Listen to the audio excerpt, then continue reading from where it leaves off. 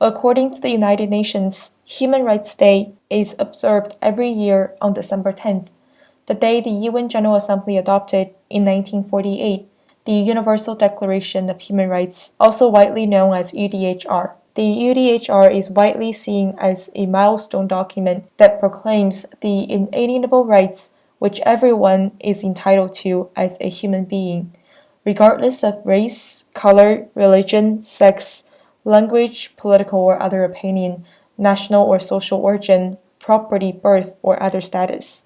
On Twitter, Chinese human rights lawyer Yuan Sheng's wife, Xu Yan, shared that officers from the Beijing State Security Police Department forced their way into the home and left 2 officers to watch her in her own home, and they kept staying there throughout the day on December 10th. Someone also shared that attorney Li Heping, who lives in Beijing, had been planning to take his children to school and walk the dog, but he found a group of uninvited guests in the form of state security police blocking his exit. In the meantime, rights lawyer Wang Chunjiang's home was also blocked by many people with unknown identities. In addition, human rights lawyer Shi Yanyi's home was also monitored by many individuals. Someone shared something he personally experienced and said, "I once had a chat with a state security officer who was tasked with monitoring me after we got along with each other for some time. He said, the concentration camp in the southern Xinjiang area is too small, but way too many people were arrested there.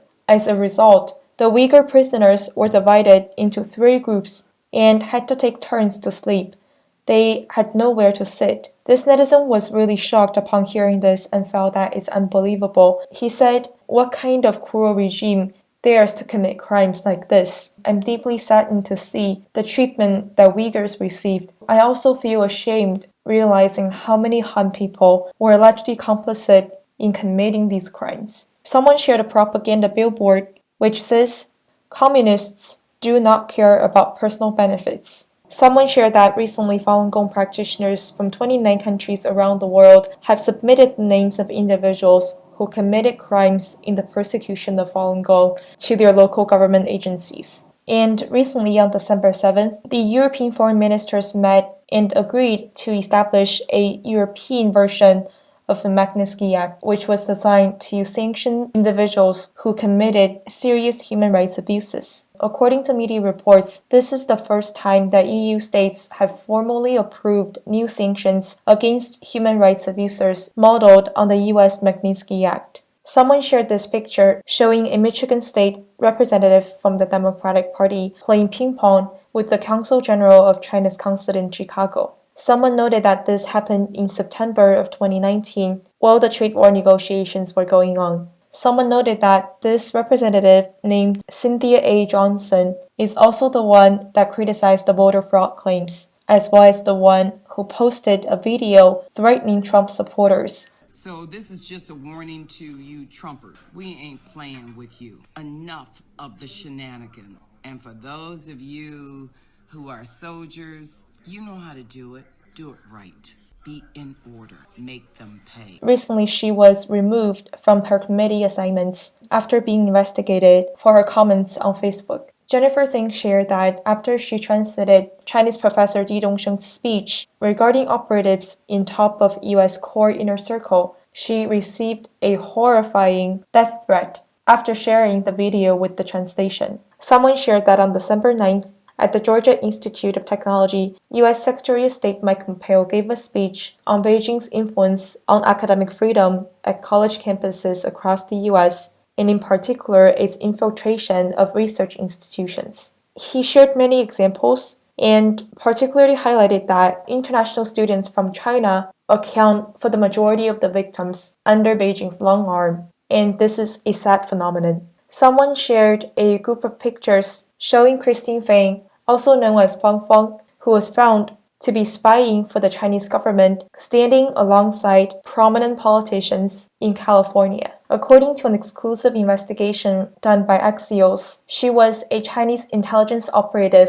who developed extensive ties with local and national politicians, including a U.S. congressman, in what US officials believed was a political intelligence operation run by China's main civilian spy agency between the years of 2011 and 2015. This alleged operation offers a rare window into how Beijing has tried to gain access to and influence US political circles. According to current and former US intelligence officials and one former elected official, through campaign fundraising, extensive networking, and romantic or sexual relationships with at least two Midwestern mayors, Fang was able to gain proximity to political power. And among the most significant targets of Fang's efforts was Congressman Eric Swalwell, a Democratic lawmaker representing California. Fang took part in fundraising activity for Swalwell's 2014 re-election campaign. According to a Bay Area political operative and a current U.S. intelligence official, Swalwell's office was directly aware of these activities on his behalf, the political operative said. This story has sparked wide discussion on U.S. social media. Someone shared that former U.S. Lieutenant General has come out on the record alleging that treason against the nation is taking place amid the presidential election. Both Republicans and Democrats may have enemies against Trump as well. Who to trust? And so do you think actually President Trump is in danger himself? Maybe even inside the White House, he's still in danger? Well, that I leave to the president and his minions talking to people on both sides of the aisle. Of course, you're going to get Schumer and Pelosi that are going to go bonkers, but they should be arrested by then because they were aware of what's going on. And we know exactly who was aware and who participated. Let me just say that. I can't tell you how we know that, but we have them identified. Someone shared a quote from the editorial published by the Epoch Times regarding the election system, which said, "If we don't take a stance and speak out at this critical moment, we will see the CCP and its allied communist forces complete their decades-long quest to subdue American freedom." The 2020 general election is exposing the true position of every individual, every company, every media outlet, and even every country across the globe. In the test we face today lies the fate of the world. The forces of evil want to see us surrender. At this critical moment, Americans need to come together to take a stand against fraud and in favor of truth, to choose freedom over communism and good over evil. This is about our right to vote. This is about whether we can still have a free country. Child, we will take you in. Child, we will bring you home. You'll be a flower that sees the spring.